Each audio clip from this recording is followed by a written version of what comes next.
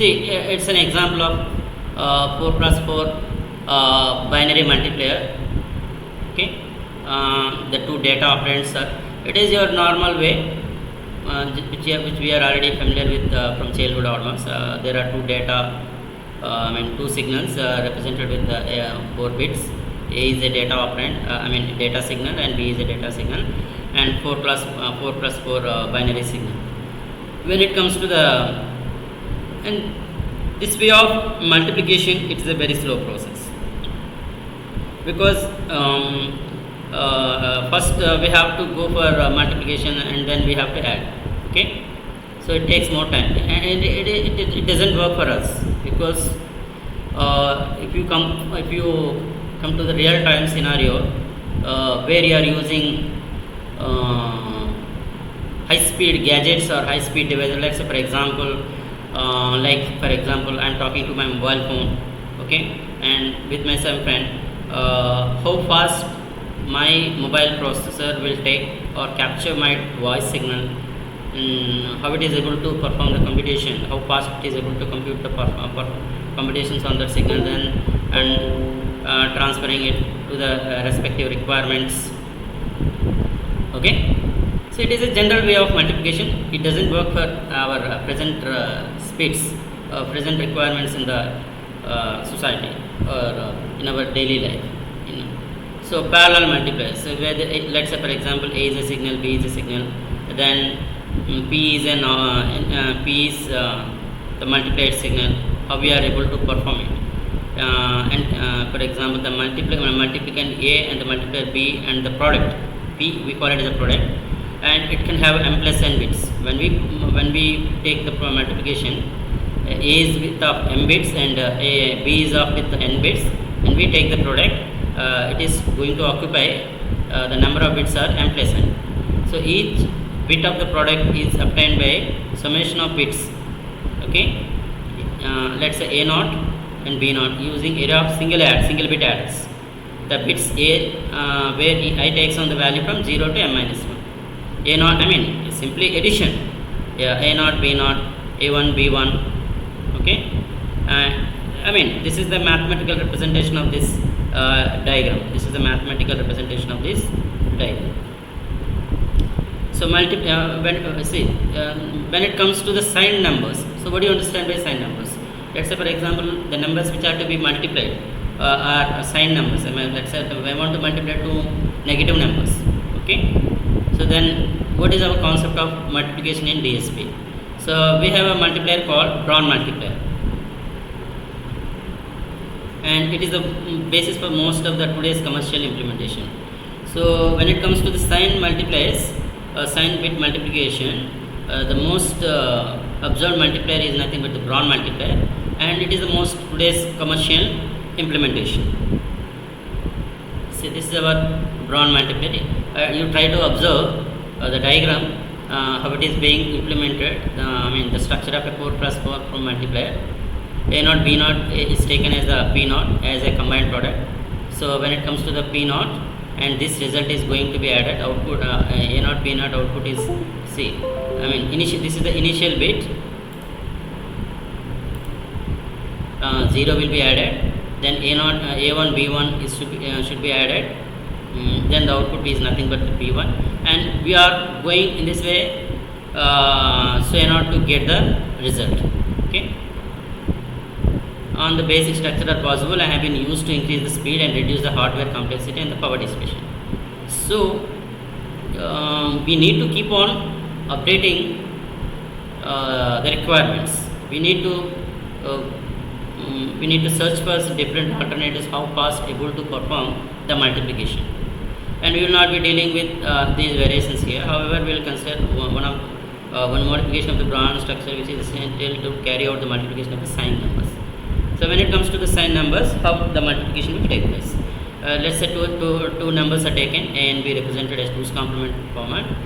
A will have same as like for your previous example. A can have bits m bits and B can have n bits, and say this is the representation of A, this is the representation of B. And additional overhead when repeated multiplications are carried out, and is generally the case with many DSP algorithms, and it is because the instructions once fetched usually results in the on-chip cache. Second, a separate bus per product dispensed with since one of the buses say that X can be used to transfer the product to the memory. Okay, so this is for example, this is a multiplier, this is the input variable, this is input signal. Let's say for example input signal with some n bits, input signal with n bits, which it is being fetched from processor database. Then it is being applied to multiplier. The output x with n bits and x with y with n bits, when they are going to be multiplied, the number of bits will be 2n. Okay, again it is going to be added to the saved into the register. Okay,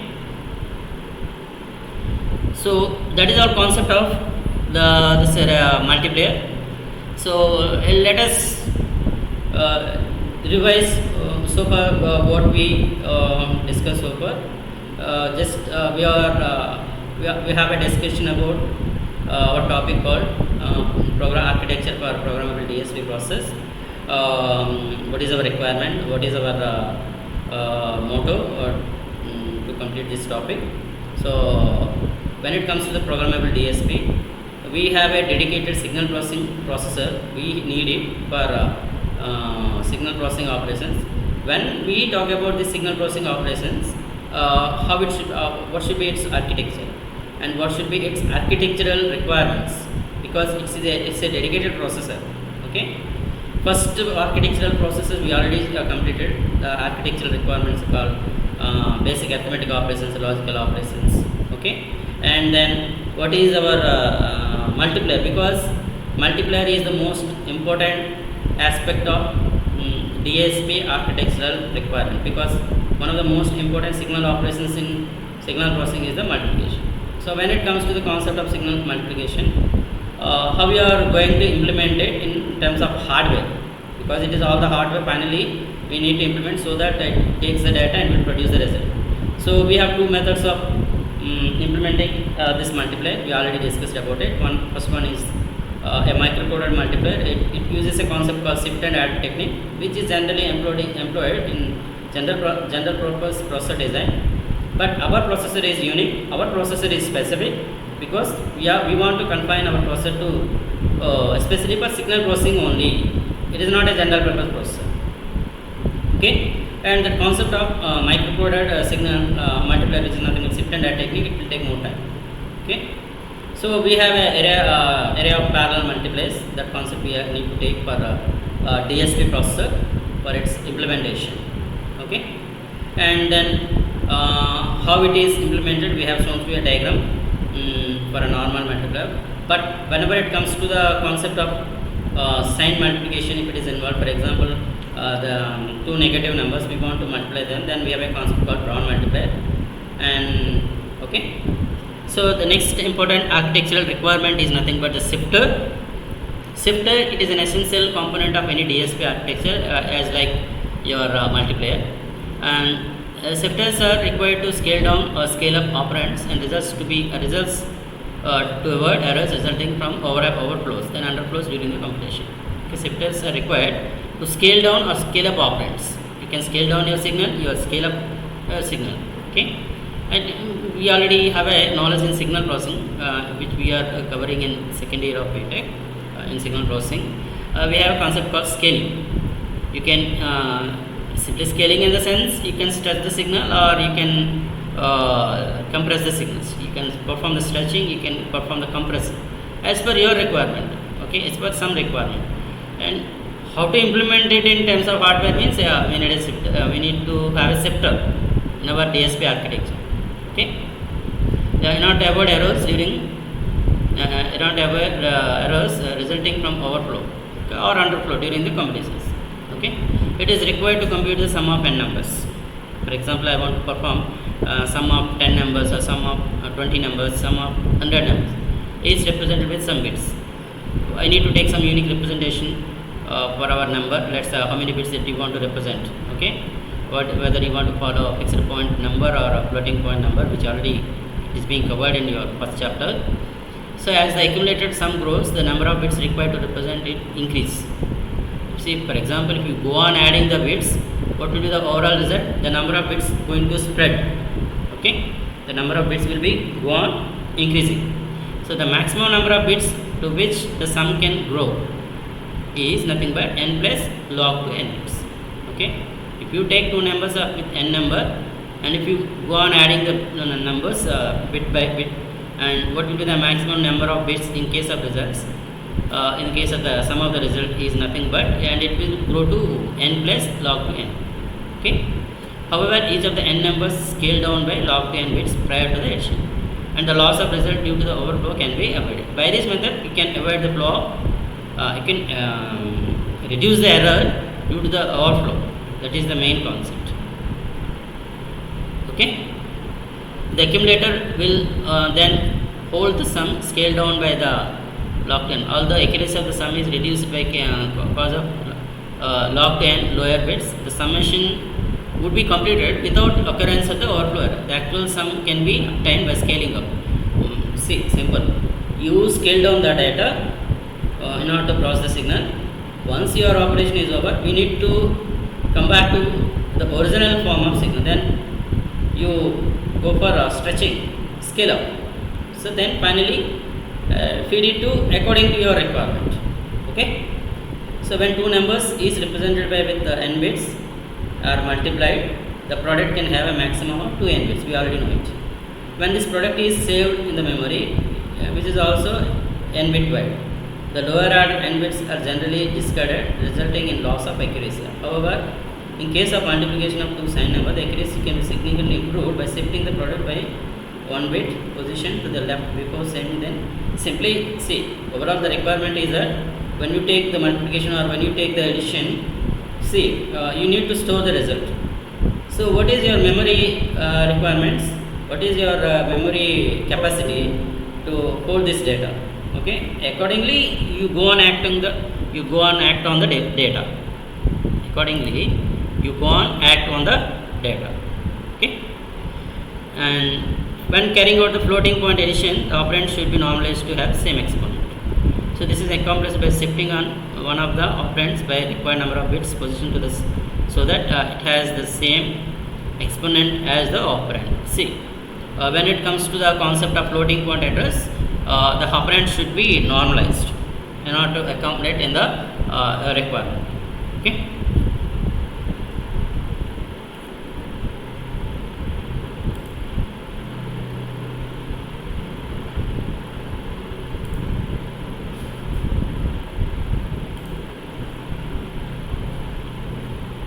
Some examples are there for understanding the concept.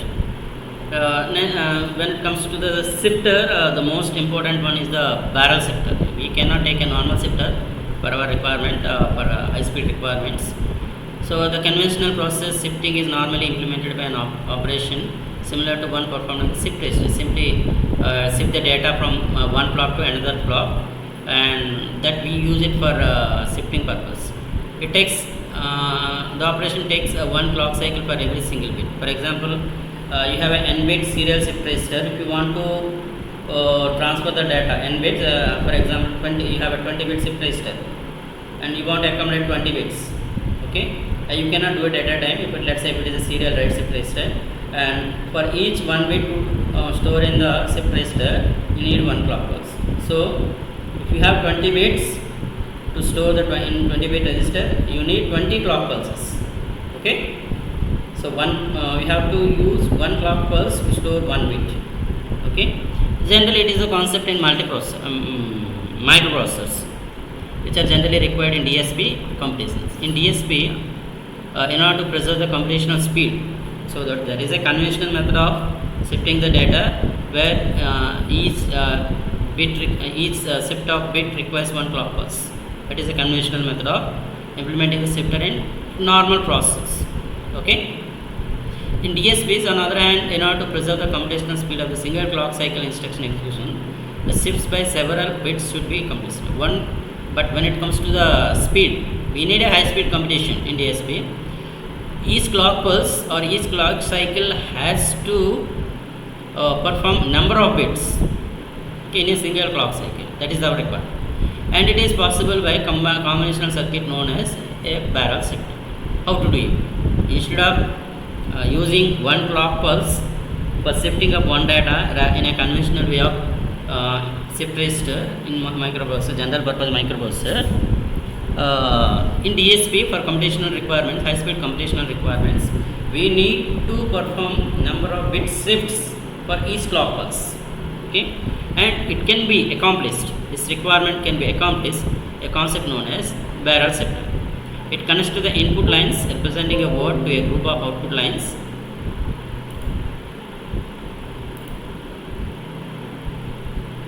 So this is a barrel shifter. Takes the data. Okay, there are some controls to shift the data, and this is left or right control input, number of bit positions for the shift, and this is output. Okay, the barrel shifter connects to the input lines representing a word output lines with the required shift determined by the control inputs. The control input determines the direction of shift, whether right shift or left shift.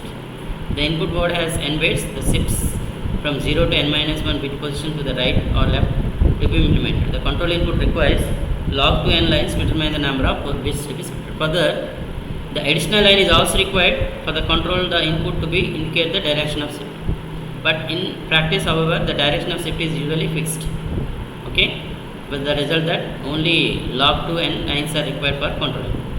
Bits shifted out of the input word are discarded and new bit positions are filled with zeros in case of left shift.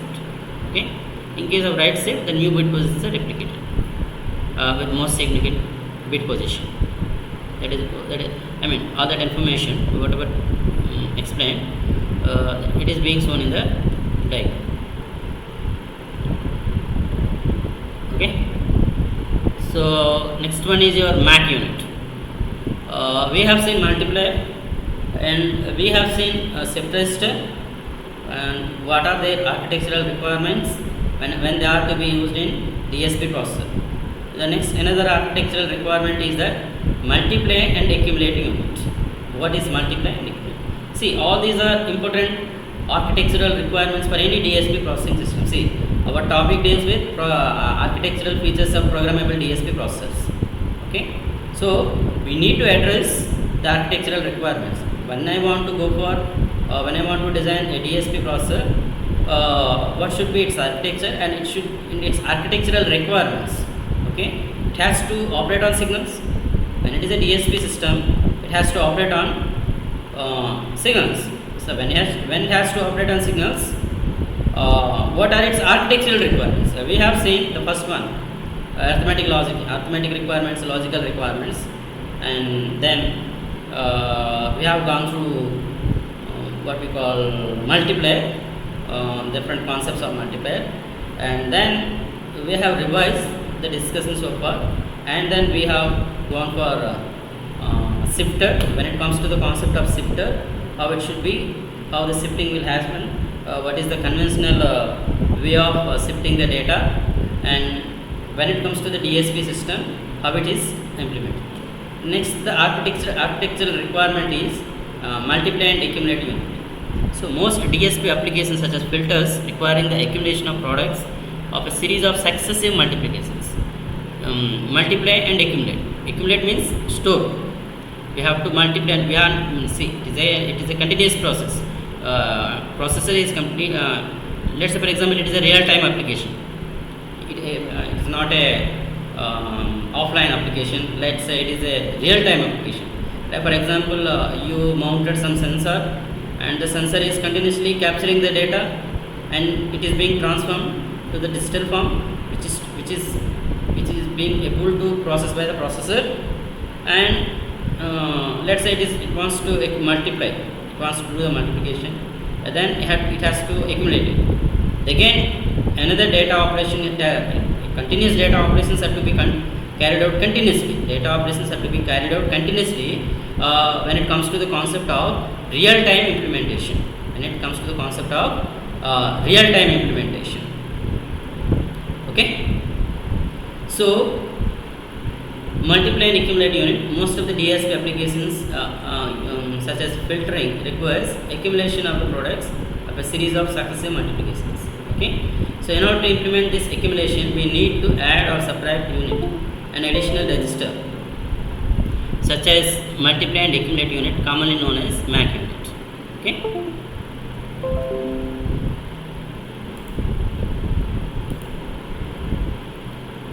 Most DSP applications such as filters require accumulation of the products of a series of successive multiplications. We already discussed about it. The MAC unit consists of a multiplier that multiplies to n numbers n bit. Okay, each number is represented with n bits. That's x and y. Gives a product to n bits. When we are going to multiply two numbers with n bits, we are going to get 2n bits of y. This is added or subtracted from the content of accumulator in the add or subtracted. The result is saved in the accumulator. The MAC unit can be used to implement the functions of type a plus bc. Okay, see, multiply b and c and add it to a. Okay, the accumulator is cleared at the start of the series of multiplication. It will contain the accumulated sum of the products or completion of all multiplications. Okay, all the multiplication and accumulation are the two distinct operations. Actually, accumulation means storage. Multiply and accumulate two different operations, but they generally requiring a separate instruction execution cycle, and the two can work in parallel. So these two operations are to be carried out simultaneously. So these two operations require two simultaneous clock pulses. At a time, when a multiplier is computing the product, the accumulator accumulates the product of the previous multiplication. If n products are accumulated in n producted, then n minus 1 multiplier can overlap with the accumulation. So during the very first multiplier, the accumulator is idle since there is nothing to accumulate. Likewise, during the very last accumulation, the multiplier is idle since all n products have been computed. Okay, so it takes total of n plus 1 instruction execution cycles to compute the sum of products. Okay, if n is lost, it works out to a speed of nearly 1 multiply and accumulate operations per instruction execution cycle. So this is our representation of MAC unit in a diagrammatic way. Let's say x is of n bits, y is of n bits, and there is a product register. Both are stored in the product register. Then perform the addition or subtraction as per requirement and accumulate it and then store it. And take the data, produce the result, add it, accumulate it, and then again store it. Add it.